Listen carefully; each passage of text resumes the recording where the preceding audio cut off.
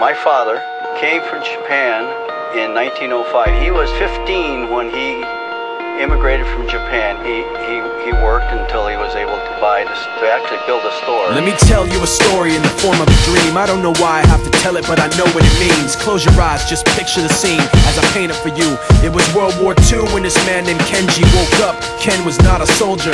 He was just a man with a family who owned a store in LA.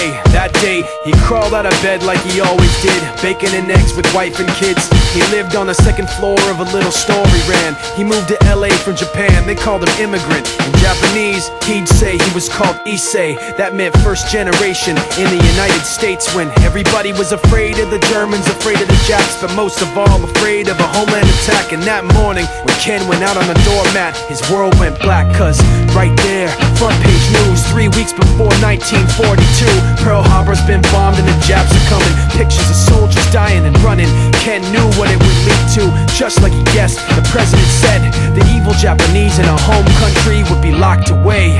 They gave Ken a couple of days to get his whole life packed in 2 bags. Just 2 bags, couldn't even pack his clothes. Some folks didn't even have a suitcase to pack anything in, so 2 trash bags is all he gave them. And when the kids asked, "Mom, where are we going?" nobody even knew what to say to them. Ken didn't want to lie, he said the US is looking for spies, so we have to live in a place called Manzanar, where a lot of Japanese people are. Stop it, don't look at the gunman.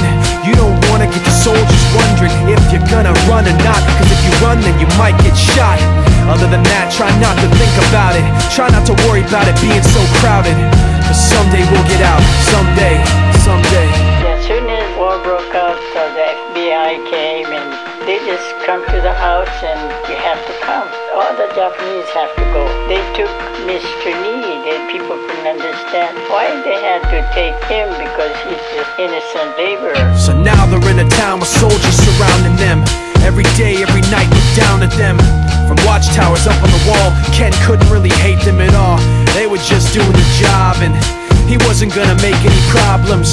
He had a little garden, vegetables and fruits that he gave to the troops in a basket his wife made. But in the back of his mind, he wanted his family's life saved. Prisoners of war in their own damn country, what for? And time passed in the prison town. He wondered if he'd live it down if and when they were free. The only way out was joining the army, and supposedly some men went out for the army, signed on, and ended up flying to Japan with a bomb. That 15-kiloton blast put an end to the war pretty fast. 2 cities were blown to bits. The end of the war came quick, and Ken got out big hopes of a normal life with his kids and his wife. But then they got back to their home, and what they saw made him feel so alone. These people had trashed every room, smashed in the windows and bashed in the doors, written on the walls and the floor, "Japs not welcome anymore."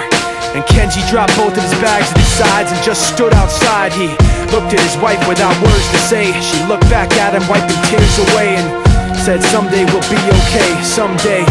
Now the names have been changed, but the story's true. My family was locked up back in '42. My family was there where it was dark and damp, and they called it an internment camp. When we first got back from camp, it was pretty bad. I remember my husband said, "Oh, we're gonna stay till last."